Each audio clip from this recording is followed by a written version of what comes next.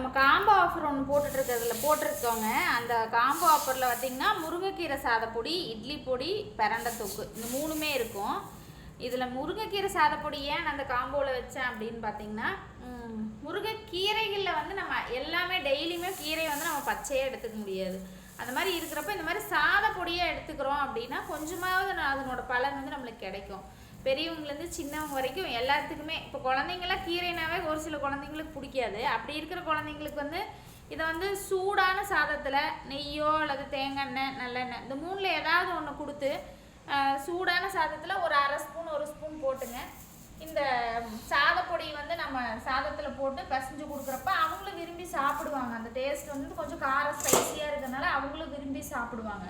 அதனால வந்து ஒரு சின்ன முயற்சியாக இது சாதப்பொடியாக எல்லா கீரையிலையுமே சாதப்பொடியாக பண்ணி கொடுக்கணும் அப்படிங்கிறதுக்காக முருங்கைக்கீரையை ஃபஸ்ட்டு கொடுக்கலாம் அப்படிங்கிறதுக்காக தான் மெயினாக காம்போவே போட்டது. நாங்கள் இதில் வந்து இன்றைக்கி முருங்கைக்கீரை சாதப்பொடிக்காக ரெடி பண்ணிகிட்ருக்கேங்க. இந்த முருங்கைக்கீரை வந்து பார்த்திங்கன்னா எடுத்துகிட்டு வந்துங்க க்ளீன் பண்ணி நிழல்லையே உணர்த்தி இந்த பச்சையை மாறாமல் இருக்கணுங்கிறதுக்காக நிழல்லையே உணர்த்திங்க நல்லா காய வச்சு அதுக்கப்புறம் தான் பொடி பண்ணணும். ஏன்னு கேட்டிங்கன்னா நிழலில் அந்த ஈரமாக இருந்ததுன்னா சாதப்பொடி வந்து கொஞ்ச நாள் கெட்டு போயிடும், ஒரு 10 நாள் கூட தாங்காது.